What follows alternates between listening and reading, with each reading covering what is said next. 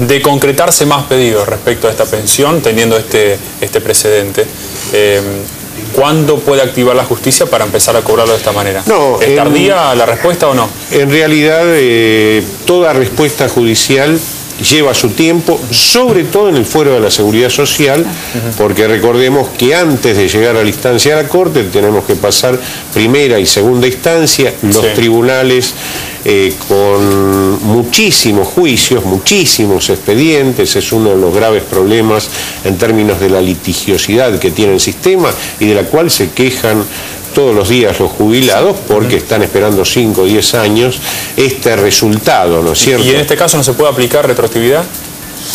En realidad siempre el principio de retroactividad tiene que ver con 2 años previos a lo que es el entablar la litis o la demanda, ¿no es cierto? Obviamente cuando hay requerimientos de periodos muy anteriores, estos terminan prescribiendo, que es lo que habitualmente pasa. Semino, ¿va a haber futuros aumentos este año para los jubilados? Esperemos.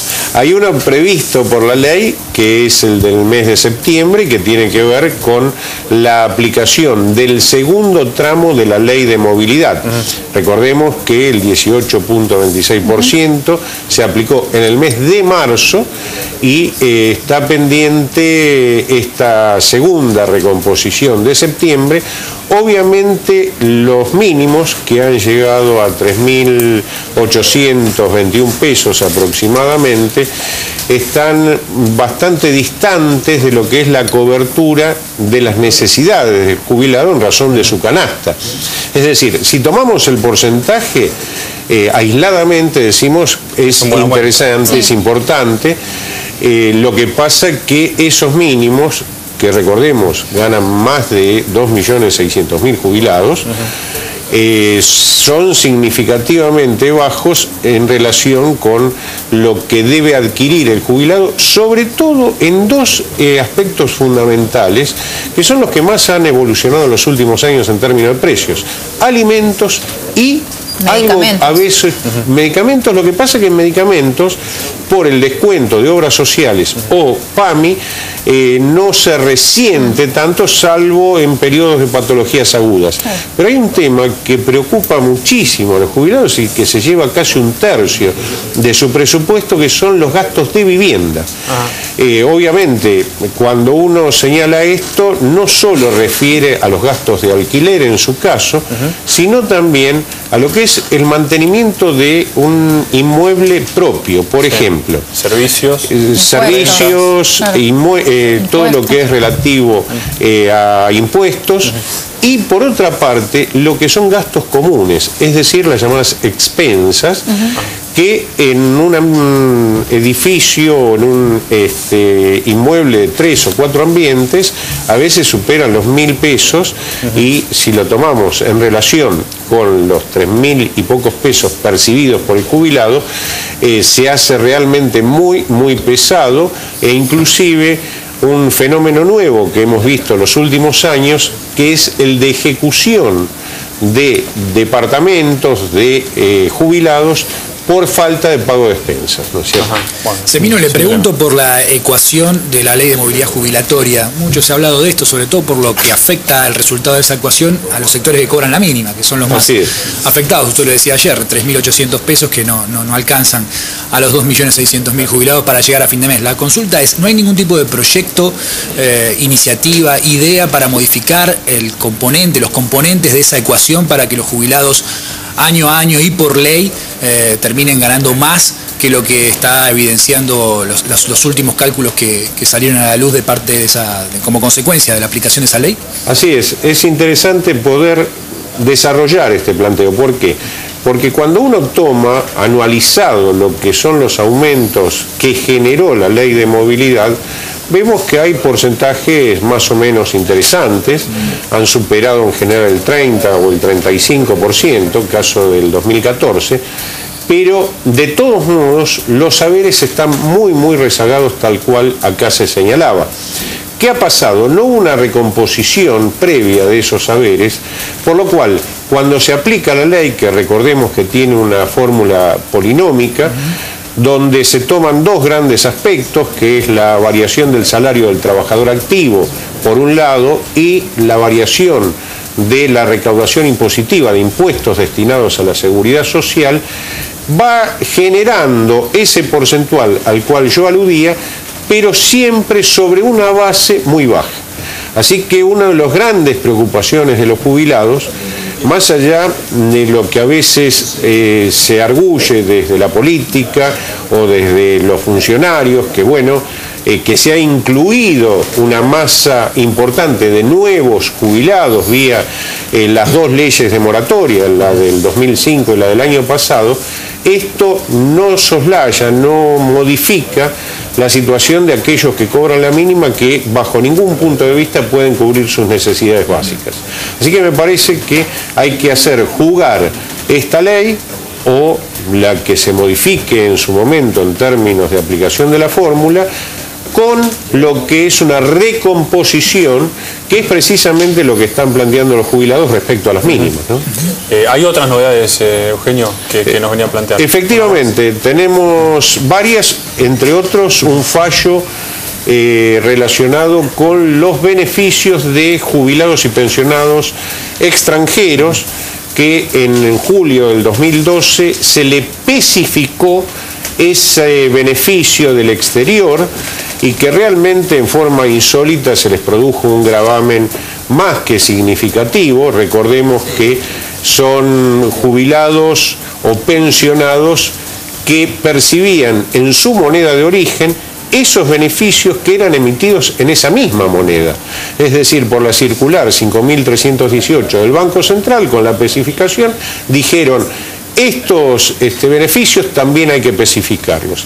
Se calcula que son alrededor de 40.000 los jubilados y otro tanto los pensionados. Inclusive tenemos pensionados de guerra, tenemos los llamados niños de la guerra españoles, es decir, beneficios no contributivos y que tienen un promedio que no supera los 400-450 euros.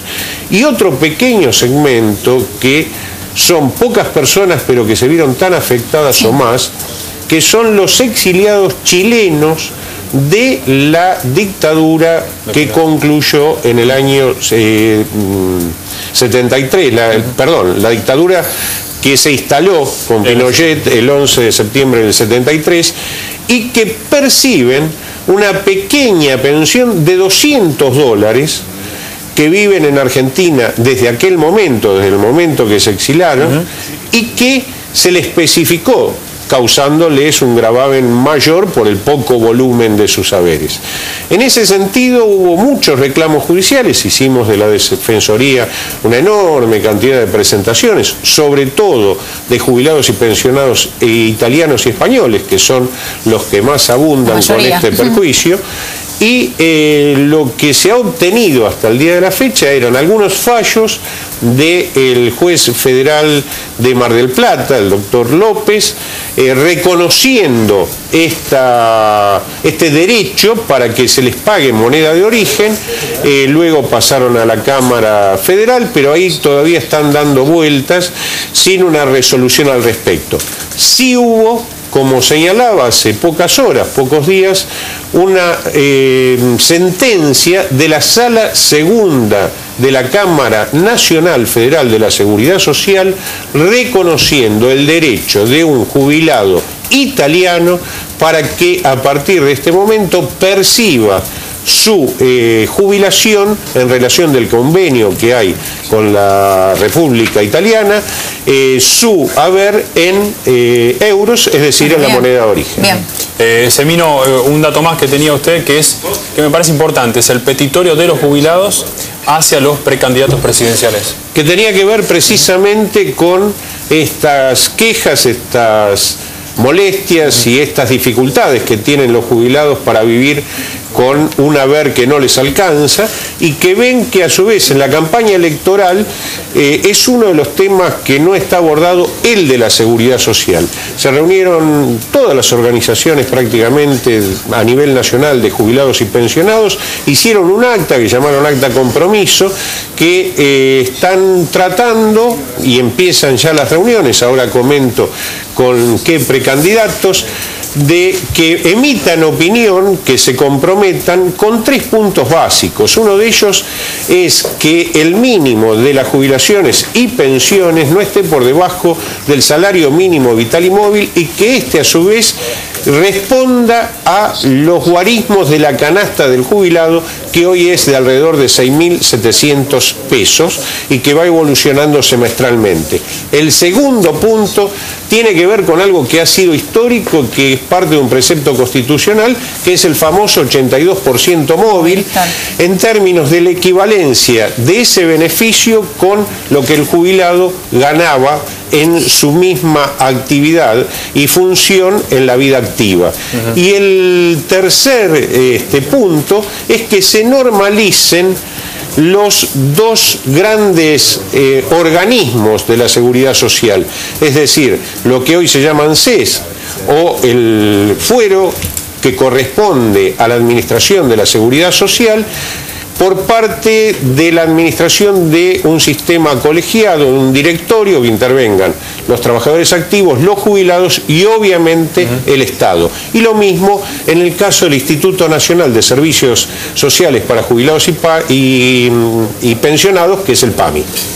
Semino, muy breve, estuvo con el Papa Francisco, ¿le manifestó su preocupación por los jubilados? Efectivamente, estuvimos 2 veces, el 13 de agosto del 2013 y por última vez el 28 de septiembre, que en Piazza San Pedro el Papa Francisco reconoció públicamente que los jubilados son sujetos de derecho y no se los puede excluir de la economía de cada sociedad, porque esto es lo que genera en esas sociedades que excluyen violencia. Y viene a ratificar esto el Papa Francisco en el mes de junio en Asunción del Paraguay, acá en Latinoamérica. Bien, muchísimas gracias. Gracias a ustedes. Buenas tardes. Nosotros continuamos en 26 Directo con más información. No se vayan, ya venimos.